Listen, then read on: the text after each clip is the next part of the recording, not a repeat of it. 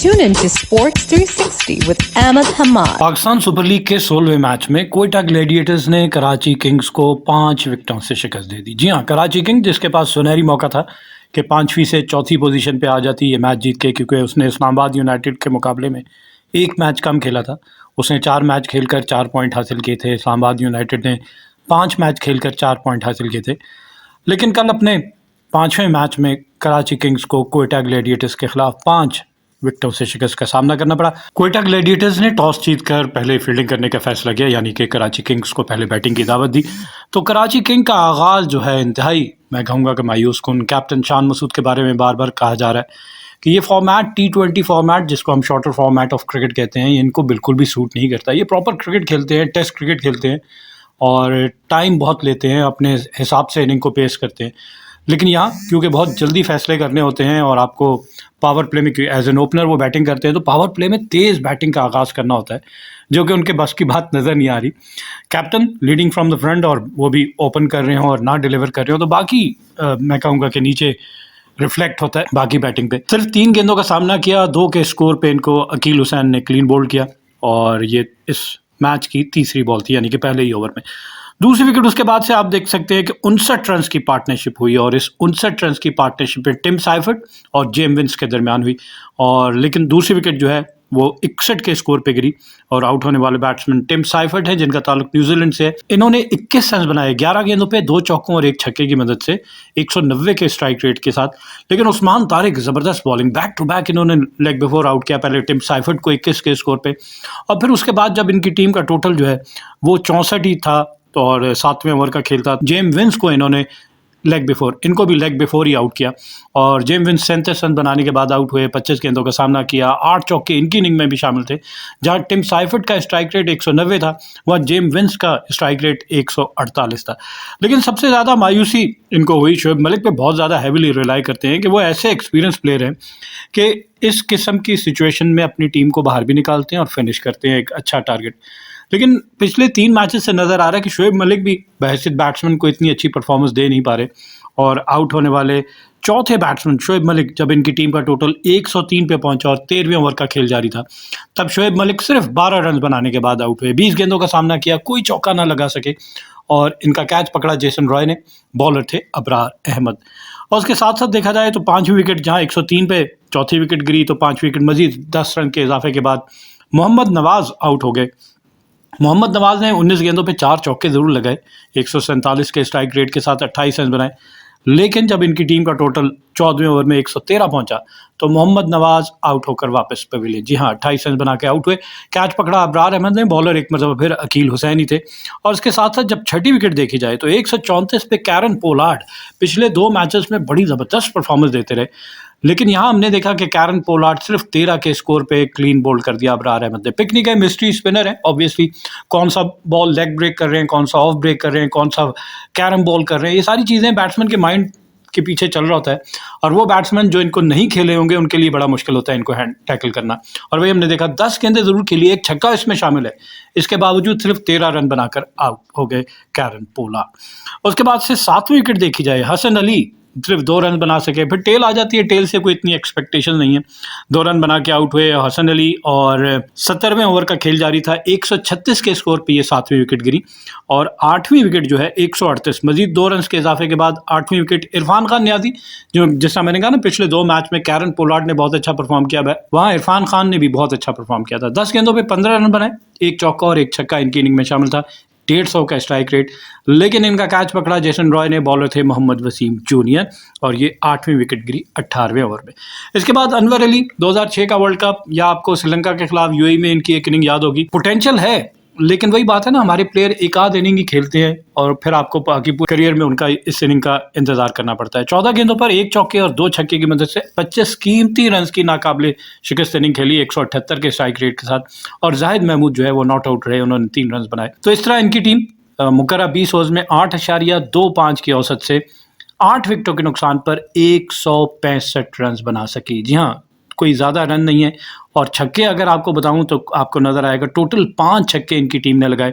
और इसी तरह चौके अगर देखा जाए तो चौके भी कोई इतने ज़्यादा नहीं है, 16 चौके और 5 छक्के इनकी इनिंग में। साथ साथ इनकी इनिंग की अगर पेस देख ली जाए तो पहले 6 ओवर में 61 रन आपको नजर आएगा। पहले 6 ओवर में बहुत अच्छा खेले, 60 रन 10 रन पर ओवर की औसत से एक ही विकेट गिरी थी और पहले 50 रन सिर्फ 4.5 ओवर में बना लिए थे।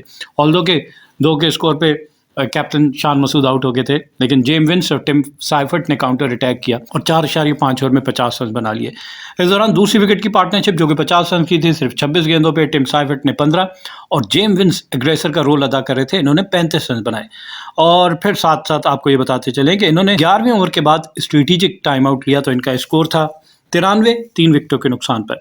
अपने 100 रन जो हैं इन्होंने 12 ओवर में जाके मुकम्मल किए और इसी के साथ अपने 150 रन 19.3 ओवर में मुकम्मल किया और अपनी इनिंग का अख्ताम किया 165 रन 8 विकेटों के नुकसान पर। तो ये इनकी परफॉर्मेंस है। इसके साथ साथ अगर क्वेटा ग्लैडिएटर्स की बॉलिंग देख ली जाए तो Akeal Hosein economical bowling, 4 over में 34 रन दिए, 2 विकेटें हासिल की।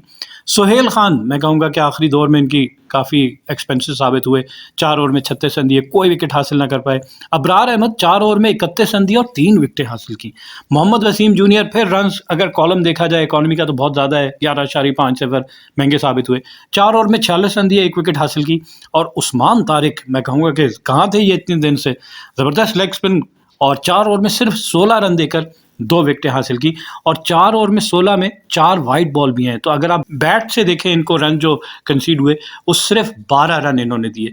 तो बहुत अच्छी बॉलिंग इनकी और इस बॉलिंग की वजह से मैं कहूँगा कि इन्होंने कंट्रोल किया middle part of the inning की जब हम बात करते हैं कराची किंग की। जवाब में क्वेटा ग्लैडिएटर्स जिसको 166 रन का टारगेट मिला, उसका आगाज़ अच्छा है। 6 ओवर में 57 रन बनाए और पहली विकेट जो है 57 के स्कोर पे गिरी। आउट होने वाले बैट्समैन सऊद शकील थे।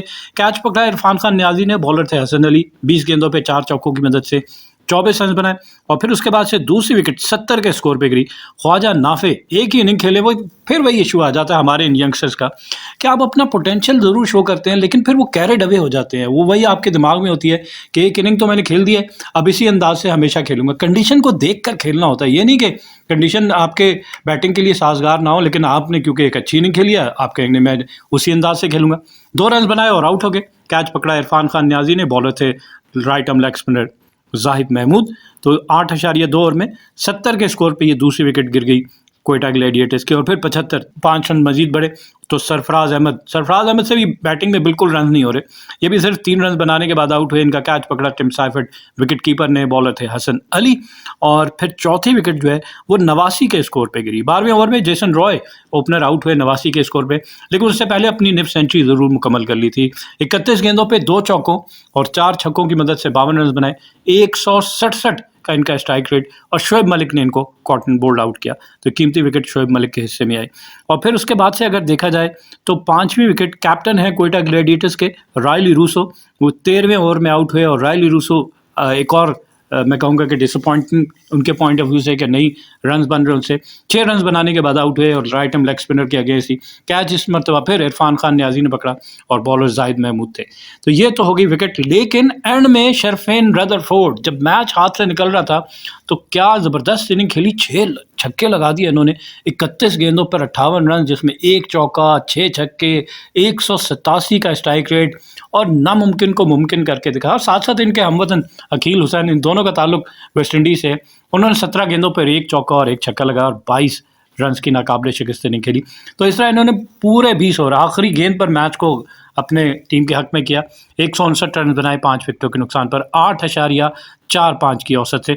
इनकी इनिंग की पेस देख ली जाती है, पहले 6 ओवर में इन्होंने भी 57 रन बनाए, जो सामने देखा कि पहले 6 ओवर में 61 रन बनाए थे कराची किंग ने। तो क्वेटा ग्लैडिएटर्स ने 57 रन बनाए 1 विकेट के नुकसान पे। क्वेटा ग्लैडिएटर्स ने अपने पहले 50 रन 5.2 ओवर में मुकम्मल किए। इनके मुकाबले में अगर देखा जाए तो कराची किंग ने 4.5 ओवर में मुकम्मल किए थे, 3 गेंदों पहले मुकम्मल कर लिए थे। पहली विकेट की पार्टनरशिप में क्वेटा ग्लैडिएटर्स ने 50 रन बनाए 32 गेंदों में, जिसमें जेसन रॉय ने 25 और सऊद शकील ने 24 रन बनाए। जेसन रॉय ने अपनी निफ सेंचुरी 27 गेंदों पे 2 चौकों और 4 छक्कों की मदद से मुकम्मल की और स्ट्रेटेजिक टाइम आउट इन्होंने 11वें ओवर के बाद लिया। तो इनका टोटल था 87 3 विकेटों के नुकसान पर। इन्होंने अपने 100 रन 14 ओवर में मुकम्मल किए और इनके मुकाबले में कराची किंग ने अपने 100 रन 12 ओवर में मुकम्मल किए। यहाँ थोड़ा सा इनके हाथ से मैच निकलता हुआ नजर आया क्योंकि रिक्वायर्ड रन रेट बहुत तेज़ ऊपर जा रहा था।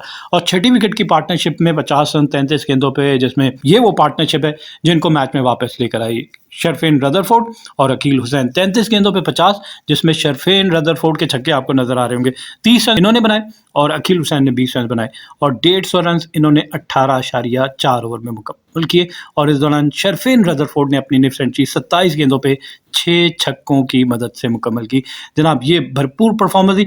इसकी अगर कराची किंग्स की बॉलिंग देख ली जाए कि कौन कौन से बॉलर हैं जिन्होंने की मोमेंट पे रन ज़्यादा लीक किए जिसकी वजह से इनकी टीम हार गई, तो मोहम्मद नवाज 3 ओवर में 36 रन दिए, 12 का इकॉनमी, कोई कामयाबी नहीं हुई इनको। ब्लेसिंग मूसा रब्बानी अच्छी बॉलिंग की है इन्होंने, 4 ओवर में 30 रन दिए, कोई विकेट हासिल नहीं की, जिम्बाब्वे से ताल्लुक है इनका। अनवर अली बहुत महंगे साबित हुए, 2 ओवर में 28 रन, 14 का इकॉनमी, बिल्कुल भी एक्सेप्टेबल नहीं है। हसन अली 4 ओवर में 39, ऑलमोस्ट आप कहें 9.75 तकरीबन 10, तो ये भी इकनॉमिकल नहीं है। 2 विकेटें ज़रूर इन्होंने हासिल की, लेकिन इनकी जानिब से भी राइट आर्म लेग स्पिनर, हमने दोनों टीमों के राइट आर्म लेग स्पिनर देख लिए। उस्मान तारिक 4 ओवर में 16 रन देकर 2 विकेटें, यहाँ जाहिद महमूद भी right arm leg spinner, 4 over में 17 रन देकर 2 विकेटें हासिल की, बहुत अच्छी बॉलिंग। और साथ साथ शोएब मलिक की बॉलिंग भी बहुत अच्छी थी, 3 ओवर में 19 रन दिए और 1 विकेट इन्होंने भी हासिल की। तो इस तरह इनकी टीम जो है वो कोयटा ग्लैडिएटर्स अपना एक और मैच जीत गई और मैन ऑफ द मैच करार पाए। जी हाँ, शरफेन रदरफोर्ड, क्या धुआंधार इनिंग खेली और उस इनिंग की वजह से इनको मैच का बेहतरीन खिलाड़ी करार दिया गया। और इस कामयाबी के बाद कोयटा ग्लैडिएटर्स ने दूसरी पोजीशन, जहाँ पॉइंट्स टेबल पे अपनी दूसरी पोजीशन मजीद मुस्तहकम कर ली है। अब उनके 8 पॉइंट हो गए। पहली पोजीशन पे बदस्तूर मुल्तान सुल्तान है, जिसने 6 में से 5 मैच जीते, 1 हारा, 30 पॉइंट है और 1.15 इनका net run rate. Quetta Gladiators 5 match खेले, 4 जीते, 1 हारा, 8 पॉइंट हैं और 0.31 इनका net run rate. Peshawar Zalmi तीसरे नंबर पे है, 5 मैच खेले, 3 जीते, 2 हारे, 6 पॉइंट हैं, -0.28 इनका नेट रन रेट। और इस्लामाबाद यूनाइटेड चौथे नंबर पे है, 5 मैच खेले, 2 जीते, 3 हारे, 4 पॉइंट हैं और 0.10 इनका नेट रन रेट। जबकि कराची किंग्स 5 मैच खेले, 2 जीते, 3 हारे, 4 पॉइंट। मौका था आगे आने का, चौथी पोजीशन हासिल करने का, लेकिन नहीं कर पाए, एक और शिकस्त हो गई इनको और इनका नेट रन रेट -0.46। और last but not the least, defending champion Lahore Qalandar 6 match खेले, 6 के 6 में शिकस्त हुई और -0.94 इनका net run rate. Keep on watching Sports 360 with Ahmed Hamad for latest news, views, and interviews of sports personalities from around the world.